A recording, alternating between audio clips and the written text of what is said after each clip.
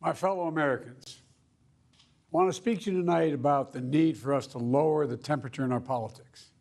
And to remember, while we may disagree, we are not enemies. We're neighbors, we're friends, co-workers, citizens, and most importantly, we're our fellow Americans. We must stand together. Yesterday's shooting at Donald Trump's rally in Pennsylvania calls on all of us to take a step back, take stock of where we are, how we go forward from here.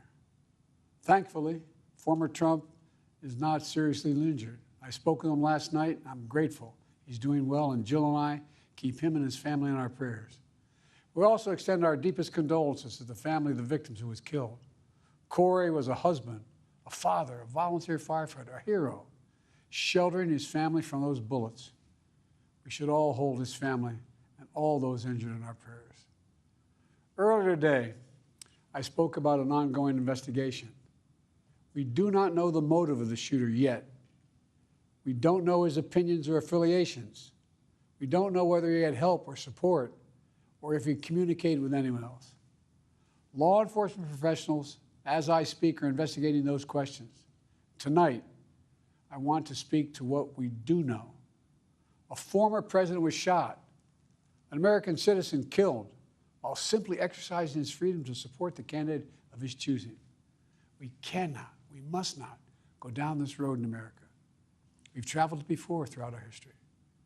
Violence has never been the answer, whether it's with members of Congress of both parties being targeted and shot, or a violent mob attacking the Capitol on January 6th, or a brutal attack on the spouse of former Speaker of the House, Nancy Pelosi, or information and intimidation on election officials, or the kidnapping plot against the sitting governor, or an attempted assassination on Donald Trump.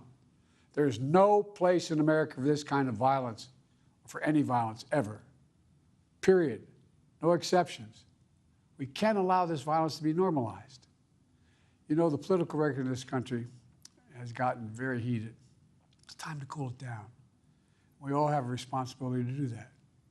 Yes, we have deeply felt strong disagreements. The stakes in this election are enormously high. I've said it many times that the choice in this election we make in this election is going to shape the future of America and the world for decades to come. I believe that with all my soul. I know that millions of my fellow Americans believe it as well. And some have a different view as to the direction our country should take. Disagreement is inevitable in American democracy. It's part of human nature. But politics must never be a literal battlefield, or God forbid, a killing field. I believe politics ought to be an arena for peaceful debate, to pursue justice, to make decisions guided by the Declaration of Independence and our Constitution. We stand for an America, not of extremism and fury, but of decency and grace. All of us now face a time of testing as the election approaches. And the higher the stakes, the more fervent the passions become.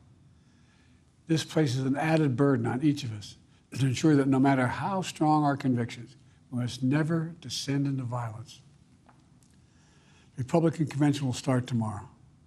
I have no doubt they'll criticize my record and offer their own vision for this country. I'll be traveling this week making the case for our record and the vision, my vision of the country, our vision. I'll continue to speak out strongly for our democracy, stand up for our Constitution and the rule of law, to call for action at the ballot box, no violence on our streets. That's how democracy should work. We debate and disagree. We compare and contrast the character of the candidates, the records, the issues, the agenda, the vision for America. But in America, we resolve our differences at the battle box. You know, that's how we do it, at the battle box, not with bullets. The power to change America should always rest in the hands of the people, not in the hands of a would-be assassin.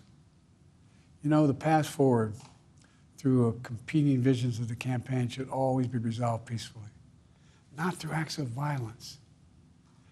You know, we're blessed to live in the greatest country on earth, and I believe that with every soul, every power of my being. So tonight, I'm asking every American to recommit, to think about it. What's made America so special? Here in America, everyone must be treated with dignity and respect, and hate must have no safe harbor. Here in America, we We need to get out of our silos, where we only listen to those with whom we agree, where misinformation is rampant, where foreign actors fan the flames of our division to shape the outcomes consistent with their interests, not ours.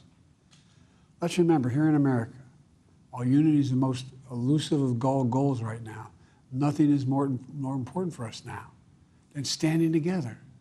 We can do this. You know, from the beginning, our founders understood the power of passion. So they created a democracy that gave reason and balance a chance to prevail over brute force.